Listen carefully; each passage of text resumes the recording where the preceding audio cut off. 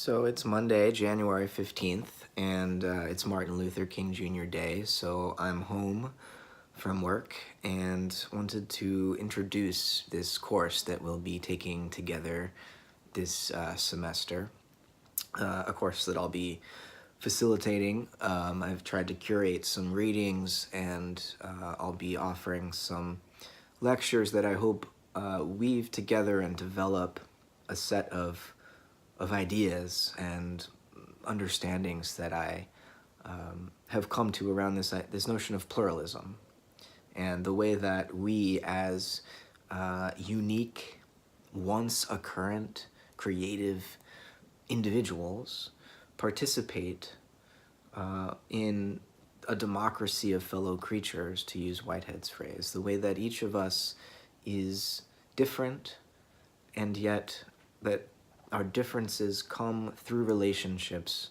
to others, that we don't establish our differences autonomously. We establish our differences to the extent that we do establish them, to the extent that we do, in other words, individuate, always in relationship, always in communion or in community with others, other individuating, creative beings. So we are beings who become with one another, and we're always making one another, and sometimes destroying one another. And in the midst of this process of individuation and relationship, we build cities together. We live in societies together. We even come to find ourselves in the midst of global civilizations. And today, in the year of the Gregorian calendar, 2018, January 2018, the beginning of another year in this civilization that we call what? Global now, but Western, perhaps, an inheritor of a Roman lineage, before that a Greek lineage, this march of progress that we is a term that I will continue to, and I hope you will also continue to contest, but in the service of arriving at some more inclusive, pluralistic form of we-ness. Because if we can't establish a we-ness, then we have no hope. We have no hope whatsoever of meeting the social and political and ecological crises that we face right now. So when I say we, I'm referring to this complex sense of identity that, at least for most of us in this course, I think we share that sense of being the inheritors of,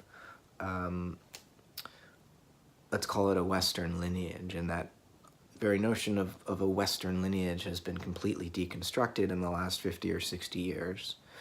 That, it's been shown to be obviously oppressive, colonial, patriarchal, and so on. But it's also been shown to have always been hybrid, to have never really been at one with itself, and that there are heterodox lineages within the Orthodox Western lineage that challenge the patriarchal, that challenge the imperial pretensions of the so-called West. So in this course, Process and Difference in the Pluriverse, we're going to, challenge many of those forms of cultural authority that have shaped the global civilization that we are faced with today. But we're also going to try to reconstruct, using some of those heterodox lineages in the West, we're going to try to reconstruct a more viable civilization, if we still want to call it that, if the word civilization can be redeemed from its patriarchal imperial context. A more ecological civilization. We're going to try to, with the help of thinkers like Whitehead, and his contemporary interpreters, Donna Haraway, Catherine Keller, Bruno Latour, William Connolly. We're going to try to imagine what the world could be like if we no longer repressed the open-ended creative dimension of our existence, the way that our very identities are bound up in relationship with others, that I'm not able to know or understand myself in an enclosed and isolated way, that knowing myself requires knowing with others, knowing with you. So I'm hopeful that in this course, we're not only going to talk about ideas and learn some really fascinating content, but we're going to discover together a way of enacting that content, of living those ideas and modeling the theories that we study, the ideas that we encounter in this course, in our discussions with one another. If you read the diversity statement in the syllabus, it's at the very bottom of the syllabus. I try to offer some suggestions about how we can engage with one another, and I quote from Deleuze and Guattari, who say that one does not think without becoming something else. And then I also quote Judith Butler, who said, "Let's face it, we are undone by each other, and if we're not, we're missing something." And I wanted to share these two lines from Deleuze and Guattari and Butler because they, I think, contextualize the way I would invite us all to engage in discussion. The ideas we're going to study this semester are very controversial and challenging, and if you're not triggered by them, you're not reading closely.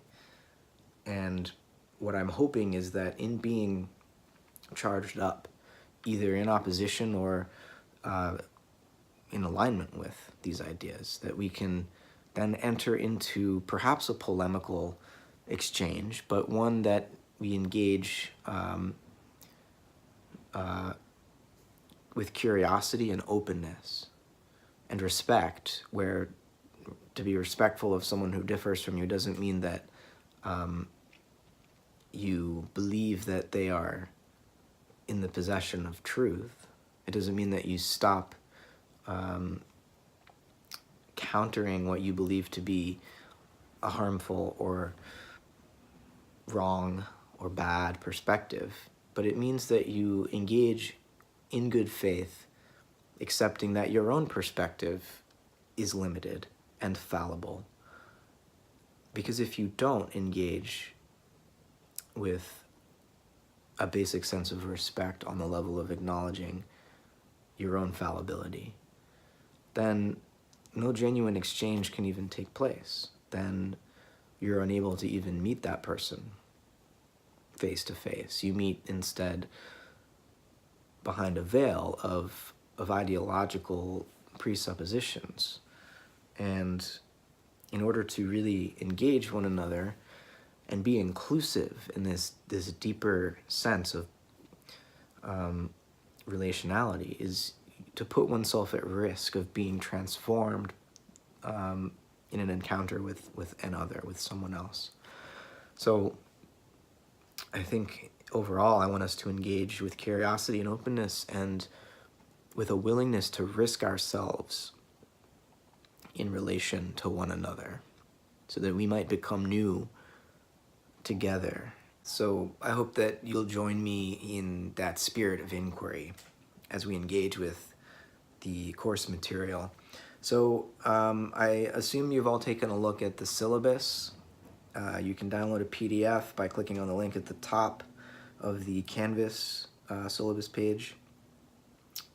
If you have any questions about the grading, about the discussion forums and what I expect of you there, if you have any questions about the midterm project or the final project, let me know. I hope I've spelled it out clearly, more or less clearly. I wanted to give you a sort of wide berth when it comes to choosing a project, a way of expressing what you've learned in this course. You can turn in an academic paper if you'd like, kind of synthesizing the ideas that we explore in the readings and your own outside sources if you'd like. But I also wanted to give you the opportunity to engage more artistically with the course material. And I do so because the thinkers that we engage with also look to art and poetry and music and film and theater and so on as a way of engaging and a way of instigating political transformation, social transformation, psychological transformation. So, why limit ourselves to just an academic paper, which I think is a powerful medium, and I engage with it all the time. But why limit ourselves to that when it could be that we also need to, and it seems like indeed we do also need to engage with the arts. We need to translate ideas as philosophers into sensible form. Otherwise, the broader community of human beings is not going to have access to them. It's not going to be accessible. So I encourage you, if you are so inclined, to engage on a more artistic level with these ideas and to turn in a project of the sort that I've described here. And as we do the readings this semester, you'll see many examples of speculative fiction, for example, which is how Donna Haraway approaches it. Bruno Latour will talk about geostory, which is another way of approaching the sort of speculative fiction that you might compose as a project in this course that would engage with the ideas confronting the ecological and political crises that we face and imagining a different future, imagining what might need to change in the structure of our society and our collective habits and ways of imagining ourselves in order for us to be more ecologically, in order for there to be more social justice. So rather than just talk about it in a more academic voice, you can actually enact and perform it in a work of fiction. Right, so I invite you to consider that as a project that you could turn in for this course. Each module for this course will have about 150 pages of reading. You get 10 days for each module. I think, it's inevitable that there will be weeks when you're unable to do all the reading for whatever reason. But I would encourage you, when you know your schedule is going to be a bit tight and that you're not going to be able to get through 150 pages in 10 days, look through what I've assigned, read the chapter titles, the section headings, and read closely that portion of the assigned reading that speaks most urgently to you, and focus on that in your discussion posts. When it does come to the discussion posts, I'll always try to prompt you a bit with, a question or something you might consider in your post. But always feel free to respond to whatever in the reading or my lecture struck you as important. Don't feel the need to respond to my prompt. I want you to speak to what's alive for you in the moment. I think that'll provide us with a more lively discussion. What else to say? I guess I'll just end by telling you a bit about myself and why I wanted to teach this course. I'm a graduate of the Philosophy, Cosmology, and Consciousness doctoral program in the spring of 2016. My dissertation was titled Cosmotheanthropic Imagination in the Post-Kantian Process Philosophy of Schelling and Whitehead. And the title kind of sums it up, but basically I was looking at Whitehead and the German idealist Friedrich Schelling and their creative way of responding to Immanuel Kant, of learning from his so-called transcendental approach to philosophy, going deeper into what in this course I'll describe in terms of a pluralistic, process-relational, aesthetic ontology, right? And there's a lot to unpack in what all that means, which I hope I will be able to do throughout this course.